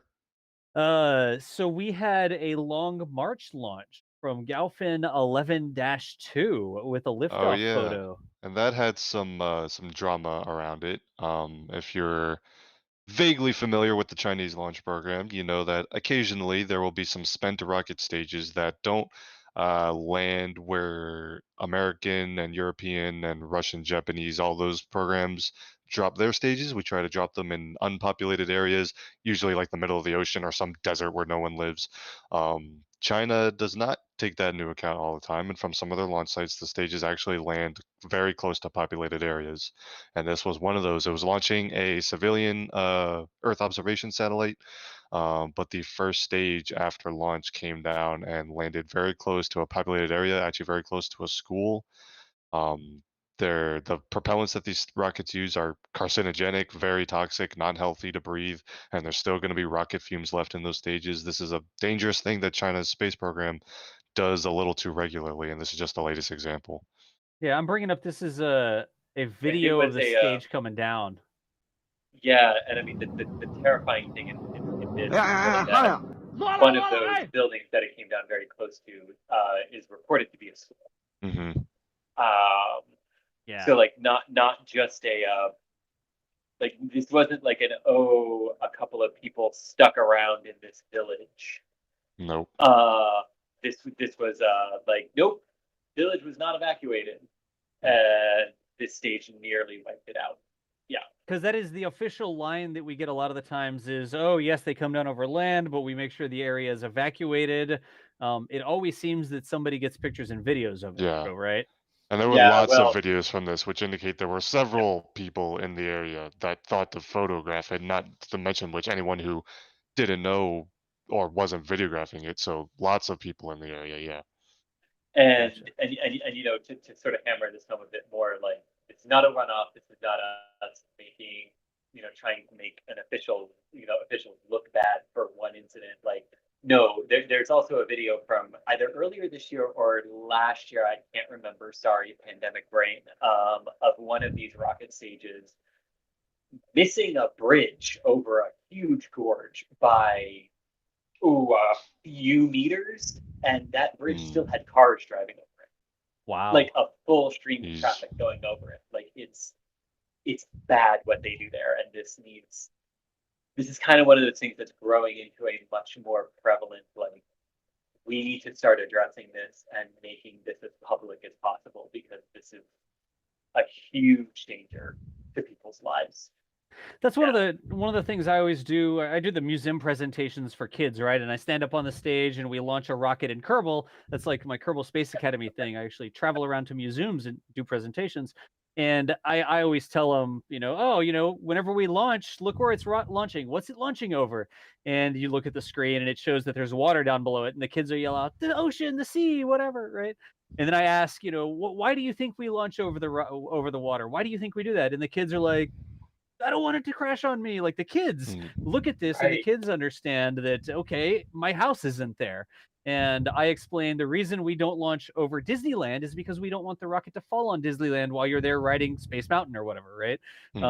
We launch over the ocean. And even the kids get this. Even the kids that we do at the museum shows, you show it to them visually and you're like, why does this make sense? Why do we want to launch it over the ocean instead of launch it over the land? So it definitely is. Here, that's how we do it. We launch it over the water, right? We even do dog legs. The SpaceX launch had to do a dog leg to avoid the shore, right, Chris? Yep. Right. Now it is worth noting, right, that Russia also launches overland, but they do not drop their rocket stages onto villages, or it's Russia. Right. They go and they evacuate the village if that's really what's necessary, right? Those Soyuz and Proton rocket stages, when they launch out of Baikonur and Plesetsk and Vostochny, yes, they come down over land, but they come down over unpopulated regions, which is it's like a vast desert where there's nothing. Yeah. Exactly. And the other thing to bring up with China too, it's entirely possible to guide those rocket stages to areas that are not inhabited. They just choose not to do it. Have we seen grid fins? They could put grid fins, yeah. I know, and they have a couple times. Yeah, but this is to say, like, this is actually a very easy problem to solve if you put control systems on your rocket stages and you can steer them to particular areas. They just have no interest in really implementing that full scale right now. And the even simpler option, which is something they've also done, there's a new space launch complex at Wenchang, which is where all of the Long March 5 rockets have gone from, which is next to water, and the stages fall into water like every other country does. But they're still launching from these other launch sites that don't do that. So there are multiple solutions, all of which China has clearly thought of and are just not doing it. So exactly. Yep. Gotcha. I mean, including they have a sea launch platform now that I believe their next vehicle, the Shenzhen 11, is going from. They have a launch coming up this week that's going to launch from the ocean, a sea-going platform. Granted, you can only do that for rockets that are small enough to transport it that way. But yeah, another solution that, again, they've thought of and implemented in some respects. But so I just wanted, I had an instant moment of laughing when you said the platform has to be big enough to carry your rocket, and I just pictured like the meme of like SpaceX has entered the chat. Yep. We're talking about, or you could be the most responsible and land your rockets back and don't even dump them in the ocean, right? So I didn't even mean that. I meant Starship and the idea of launching them from barges out in the ocean. So like we can also do that. Like which means there's really no excuse. Like Gotcha. And y'all, we're down to 6 minutes left, and I've got 1, 2, 3, 4, 5 more topics to go on. Let's go to the super chats. Or the questions. I'm good to go on super chats. Yeah, I'm good to go on super chats. Rough Riders, we appreciate the $1.99 and the joke about the fish's house. Apparently, we're dropping. The United States drops rockets on Finding Nemo, or I guess his name wasn't. Finding that's a Nemo, fair point. We should see that. Yeah, we'll just land our rockets. How's that sound? We also had a failure. This is a launch photo from Kuaizhou. How do we pronounce that one? So actually, in the past 24 hours, there have been 2 orbital launch failures. We mentioned the Astra failure, obviously a maiden flight, not totally unexpected. Space is hard, etc., etc. This is the Chinese Kuaizhou 1A rocket, which has flown a few times, had at least one, maybe a couple failures in its past, but it's also had plenty of successes. They were trying to launch early this morning, and that also failed. So just to keep everyone in the loop on that. Gotcha. And this was just the one photo we had on that. Go ahead, Chris.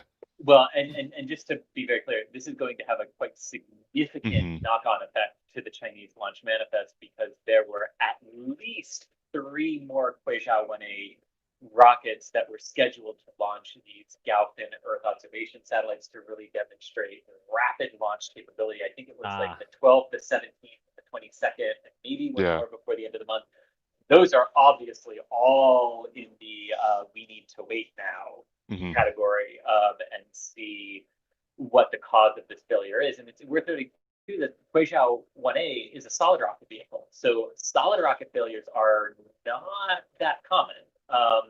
It I'd does say have that an no, upper stage that's liquid, so right, and I don't believe we heard exactly which stage it there was that there failed. was a Did they say? rumor that it was the liquid upper stage, which is why I bring it up. Completely unconfirmed, and it's hard to get hard info on these Right, Chinese there we go. launches. But yeah. Right. Gotcha. Which honestly, Thomas, would make sense, right? That the Mhm. liquid stage is the one with the greater probability of an issue occurring. Mhm. But yeah, until XPace wants to say what the actual failure was at what stage, it's a guess at this point. Yep. Yeah. And I'm gonna keep pushing y'all forward because I said we have 5 minutes and 5 questions or something, right? Or 5 Yeah, topics. This is sort of a big one that we probably won't be able to do justice to, but the article over here that Chris Bergen wrote about Omega being canceled. Yeah, we should close this out with this. Basically, it's finally kind of came out more officially recently that Northrop Grumman's Omega rocket, which was designed for the National Security Space Launch Phase 2 program, will not come to fruition. Northrop Grumman is canceling the program. It will not launch from Pad 39B, so 39B is now solely the SLS launch pad. They're going to dismantle the mobile launch platform, which began construction a while ago, no longer needed. It's going to be one of the new rockets that I think a lot of us were looking forward to seeing because it was a very unique design. Yep. Almost all solid fuel until the very last stage. The first stage would have had a big SRB surrounded by some smaller SRBs. It would have definitely been a unique rocket, but it is not going to come to fruition. That program has been canceled when it was not selected. So, I'm scrolling down to see if I can find a picture of that, of the Well, actual rocket. yeah. While you do, this was not overly surprising when they did not win part of the NSF awards, because a lot of that funding for the development process was coming from that particular contract. So not overly surprising, if nonetheless disappointing, especially for Pad B. You know, we see how capable these launch pads and launch facilities are, and you know, in a way, just to know that it's going to be relegated to at most 1 a year, at the most optimistic. It's a little sad to see a gigantic pad like that relegated to such non-use Yeah. status.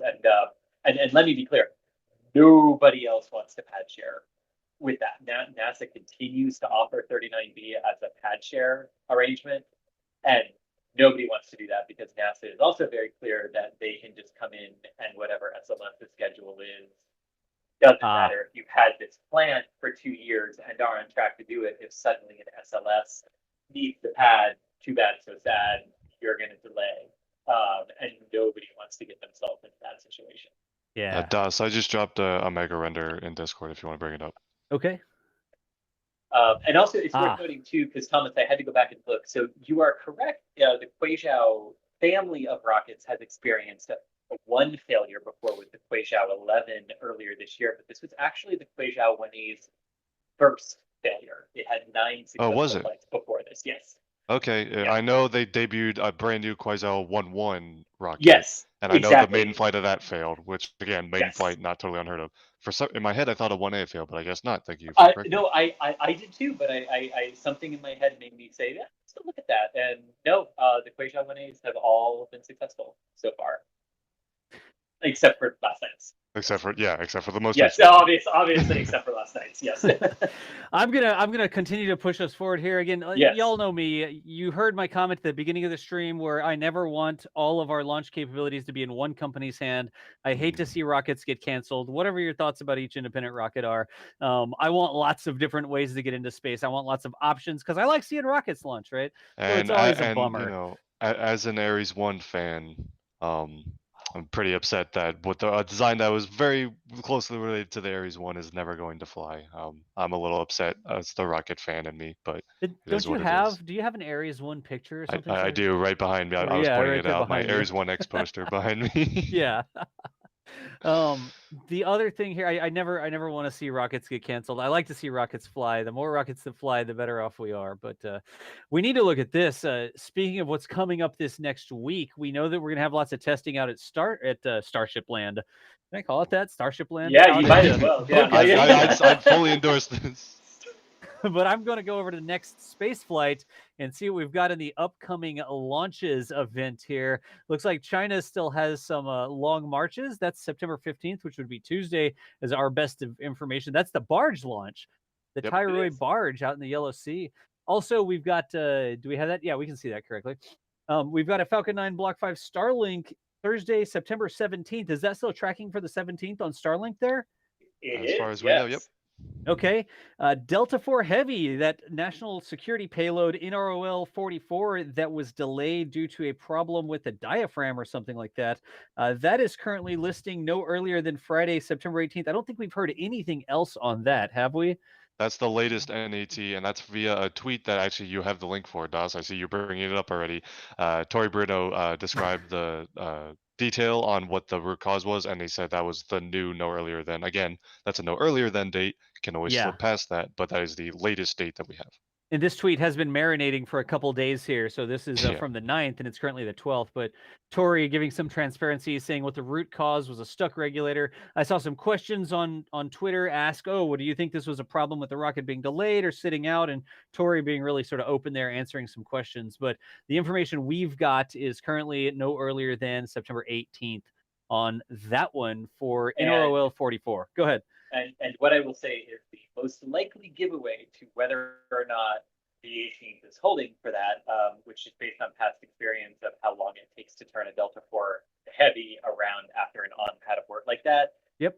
Might be you might really want to view that as no earlier than and not an actual date right now, but either tomorrow morning or Monday morning, we will get a weather forecast for L-4. Yes. And Gotcha. that's going to be the biggest indicator. if those Indicator. things do not come out. And the reason I say either tomorrow or Monday, so if we don't get one tomorrow, it's not necessarily an indication. This launches at 12:30 a.m. Eastern time, so that's kind of the odd time frame where sometimes L-4 would technically be 5 calendar days before. Yep. Yeah. Because by the hour you're actually 4 days, and it's the Ah. weirdness of how that works so early in the morning. But if we don't get one tomorrow, don't panic. It doesn't necessarily mean there's a delay, but if we don't get one Monday, it definitely means there's been a delay. Yep. Gotcha. We'll hope for no delays there, but you know how it goes. The interesting thing there was if that actually stuck, we had that Starlink on the Thursday before at 18:17 UTC, and then NRO 44 scheduled for the next day at 4:30 UTC. Only a Be very couple close. hours in between. Did I get that right? Yes, and Yep. that's the question. So the only piece of information we have from the range is a couple years old, and we're working to get an updated picture of this. But the last we were told is that roughly 13 to 16 hours is required to reconfigure the range between a ULA rocket and a SpaceX rocket. Now, what we don't have the full picture of is, but if the SpaceX one goes first, and because it has the automated flight termination system, is it still 13 to 16 hours to go from a Falcon 9 to a ULA rocket? And that's what we don't know. Gotcha. The interesting little piece of the puzzle that indicates they might be giving this the best opportunity they possibly can is SpaceX switching this Falcon 9 mission from Pad 40 on the Cape side to 39A on Kennedy Space Center side, which doesn't change the range that you're on or the range launch requirements, but does potentially allow work on both sites to continue independently of one another, regardless of which one goes first. Gotcha. All right. And y'all, whenever we bring this up, I'm actually going to nextspaceflight.com. I'll put the link in chat. You can follow along with the launch schedules yourself when we're not live here at NASA Spaceflight. You can either check out the website there, nextspaceflight.com, or there's an app you can install. I think it's iOS and Android, and it'll actually pop up things on your phone, which I've got it installed here, and you can keep up keep track with what launches are happening and other news like events and stuff like that as well. So that's Next Spaceflight. Full disclosure, programmed by Michael Baylor, who also helps us out, a member of NASA Spaceflight team here, doing all of our graphics on the overlays and stuff like that. So massive thanks to Michael for letting us show this on the screen there. And he's like, wait, what? Thank you for showing it on the screen. But anyways, did we miss anything else huge? I think I've mostly covered all of this. The only thing I want to say is if we could just throw the links up is we had a couple of really good science roundups from around the solar system, including why the moon is rusting and the case of Jupiter's missing ammonia. We provided all of that information on a couple of articles that we published this week. And one thing we tend to always do in our industry is the mission goes up and then we sort of forget about it. And we focus on the next mission that's launching. But these are some really good science returns from the Chandrayaan-1 mission from India and NASA's Juno mission at Jupiter. So go over to NASASpaceflight and check those out because they are really, really cool examples of how our planetary science throughout the solar system is affecting our understanding of planetary development and what planets are actually capable of doing. Good deal. And I linked both those up in chat there. I'm K Space Academy. You see the two links to the two different articles on Juno, missing ammonia, and the ice on the moon, or the rust on the moon, even though there's no water there. Also, there was this other photo that Julia Bergeron got down from the Cape. Let me bring this one up just really quickly. This is super zoomed out. Is there a tweet for this one? Hang on a second. Yeah, it's on Julia's Twitter, definitely. Yeah, that's the preview tweet, it looks like. So I'll get the actual link here from Julia. Come on. There we go. And that is the Super Guppy. Do we know what the Super Guppy was flying into the Cape or what was happening there? We do not. We just know it came from Huntsville, Alabama. So that's all we know. Which Here we go. raises more questions. No. Yeah. So what it could be bringing. There's the because all of the SpaceX hardware for Crew 1 is here, and they wouldn't need the Super Guppy for that, but there's no NASA mission really coming up at the end of it. So no idea. No idea. A wonderful little mystery. I apparently brought up the wrong photo there the first time. I clicked on the wrong tweet that she had retweeted on her feed. But that's Julia's actual shot there of the Super Guppy, the completely wacky plane design that is a cargo plane that they've done something to. I don't even know how to describe this.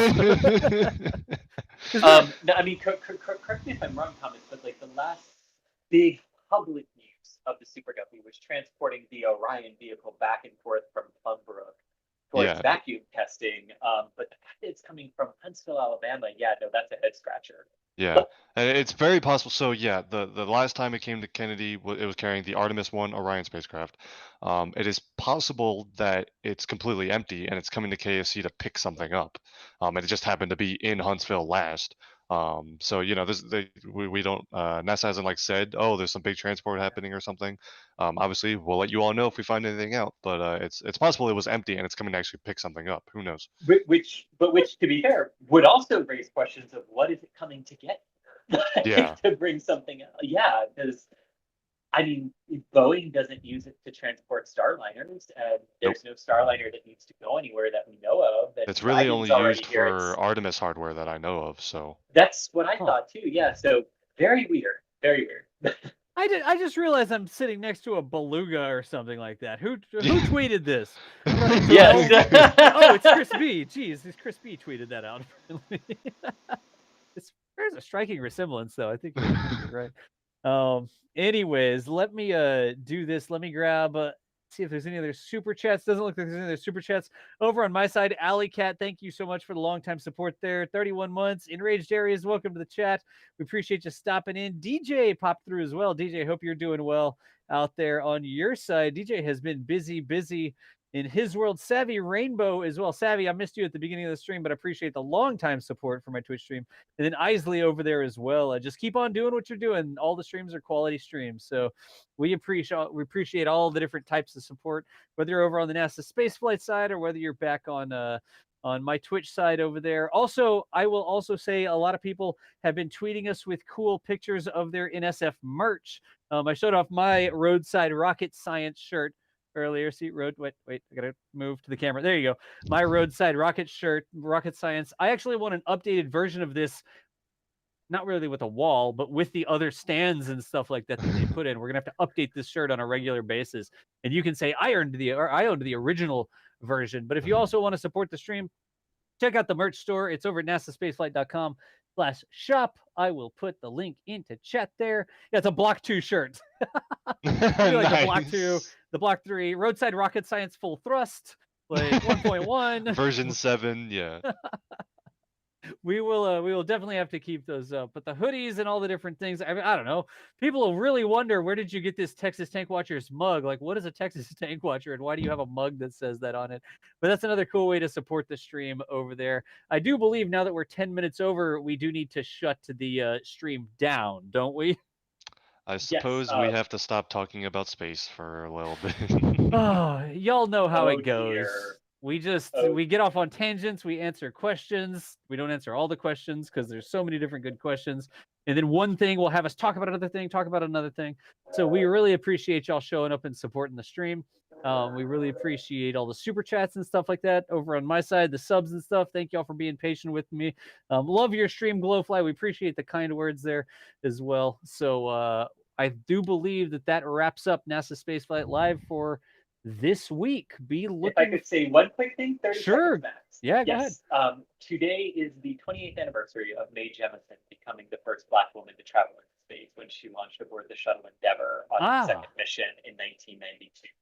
A wonderful moment in space history that I would be remiss to not talk about today.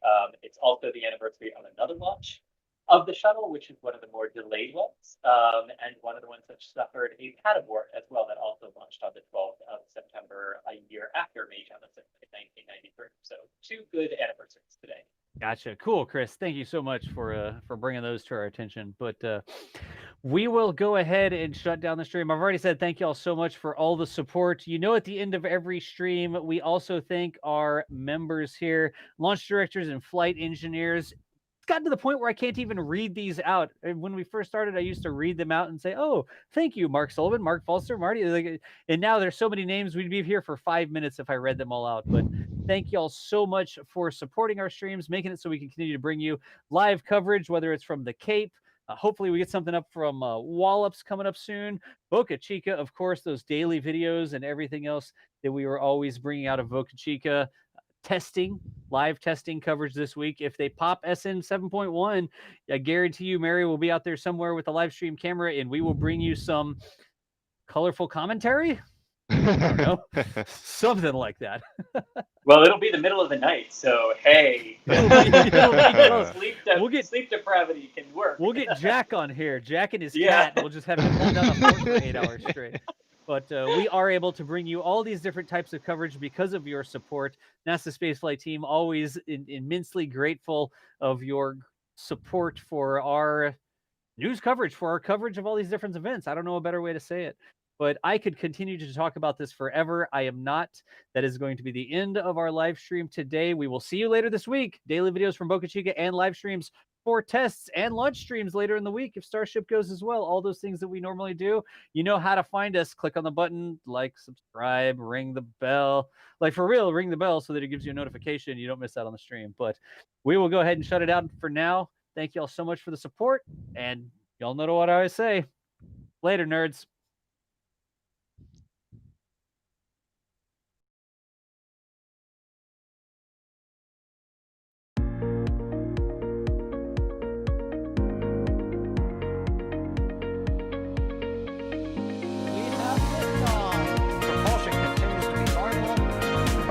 Chamber pressure looks good. Following up. Roger, roll with Planet. Water towers fly! Flight outside of speed off. Yeah, Concur. We don't need any more of these.